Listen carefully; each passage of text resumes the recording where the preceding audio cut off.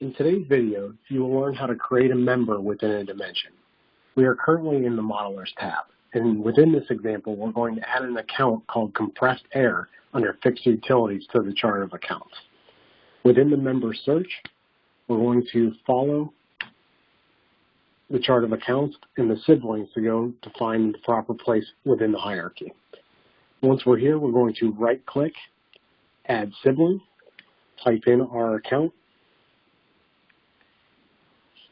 click enter, and type in our alias.